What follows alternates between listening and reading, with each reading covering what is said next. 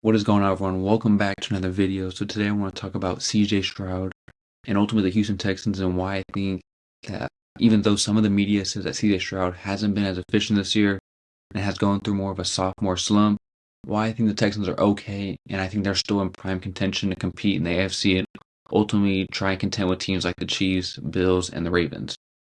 So last year in 2023, through 12 games, CJ Stroud had 20 touchdowns and only 5 interceptions. Through that same 12 games this year, he has only thrown 14 touchdowns and has 9 interceptions, so a 6 touchdown decrease, but a +4 in the interception category. But through 12 games in both seasons, the Houston Texans are 7-5. And yes, CJ Stroud at times has not looked as good as he did last year, but I think the Texans don't need him to be. Last year they did not have a run game. They had Dameon Pierce, Devin Singletary running the backfield. This year in the offseason, they went and got a prime running back in Joe Mixon, and he's been able to really hold down a lot of that workload that CJ Stroud was having to take over by himself last year. One area, though, I think the Texans really need to address in this later fourth of the season in order to really contend in the playoffs is they got to fix their offensive line struggles. Through 12 games last year, they only had allowed 31 sacks. Through 12 this year, they've allowed 39, which is the second most in the league behind the Chicago Bears and Caleb Williams. We obviously know how they've been doing. Through 12 games last year, the Houston Texans were 5-3 in one-score games. This year, they're 5-4. I made this video after last week when they lost to the Tennessee Titans, a game they really should not have lost. I ended up losing 32-27. CJ Stroud did have a chance in the end of the game to lead them down, but ultimately wasn't able to. But I think the Texans are a better team overall than they were last year.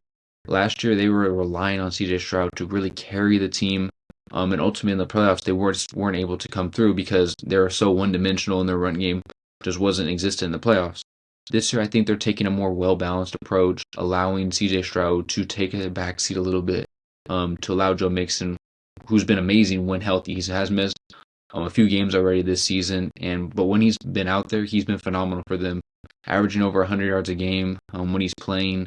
And it's being a dynamic threat to allow CJ Stroud to not have to force the ball so much. Yes, he does have 9 interceptions this year, and that's something he definitely needs to clean up. He hasn't been the most efficient, but he also hasn't gotten a ton of help from his receivers. He's had the most drops in the league from his receivers. I think it was at 22 this year, which is a lot. That's almost 2 every game from his receivers. Again, he's already lost Stephon Diggs for the year.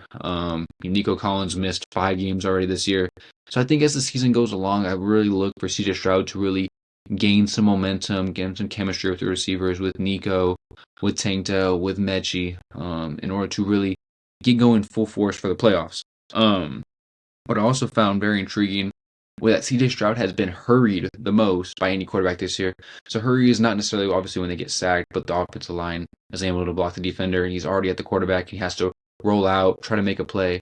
And I would argue sometimes that's just as impactful as a sack. And you're not causing that 4 to 6 yard loss, but you're basically ruining an entire play on third down. A hurry to making the quarterback throw the ball away or just be very inaccurate is just as beneficial as a sack. And CJ Stroud being hurried the most in the league is very alarming. In the playoffs, you're going to face some really good defensive line. Again, the Chiefs, you got Chris Jones. They know how to really time up those blitz packages in order to get CJ Stroud and other teams off their game. Next thing I found was that the Houston Texans are bottom third in the red zone. So they're decently good down the field, but they're having to settle for field goals time in and time out, which you just can't do that in the playoffs. When they play the Buffalo Bills, the Kansas City Chiefs, the Baltimore Ravens, you got to score touchdowns because those teams are very good in the red zone. Derrick Henry has the most touchdowns in the league.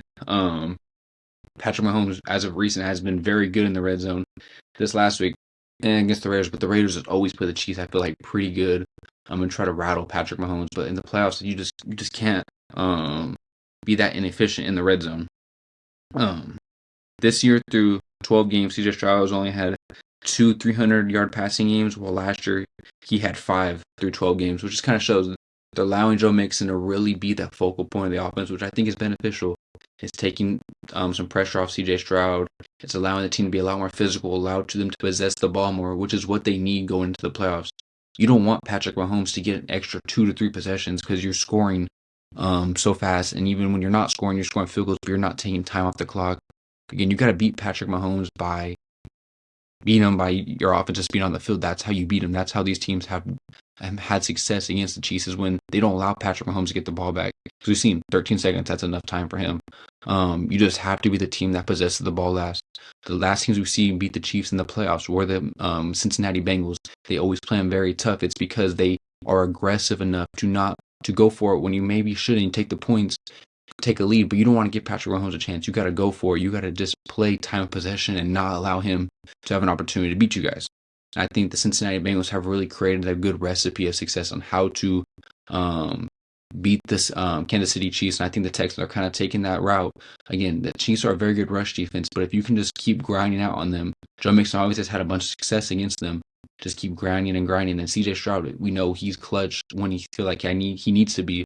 And he can create plays. Him, Nico Collins, even watching Dalton Schultz, I think I have a big last fourth of the season to really help the Houston Texans get into prime shape to make an AFC playoff run. I really think, yes, the Chiefs are leading the pack right now, but I think it's open between those four teams. I think they can really compete. I'm not sure if I really believe in the Pittsburgh Steelers yet. That's kind of to be seen.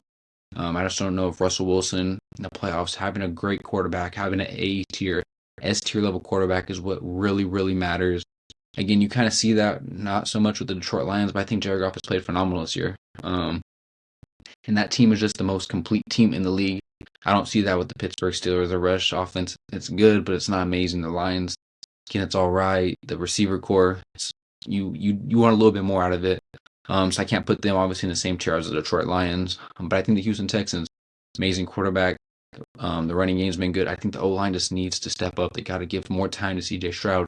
They got to protect him better. And I think that can go a long way in the playoffs.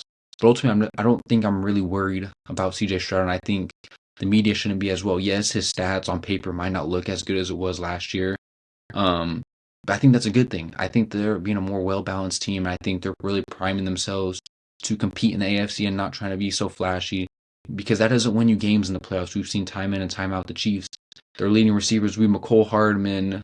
This year might be Xavier Ward. Like, flashy guys, they're not force-feeding. They're not trying to get stats. They're trying to win games. And I think that's what the Houston Texans are trying to do this year. Again, they got to be better. They can't lose to teams like the Tennessee Titans. But I think the last third, fourth of the season, they can really bounce back. And I think they should be feared going to the AFC playoffs. Let me know what you guys think down below. Peace. You guys have a blessed day.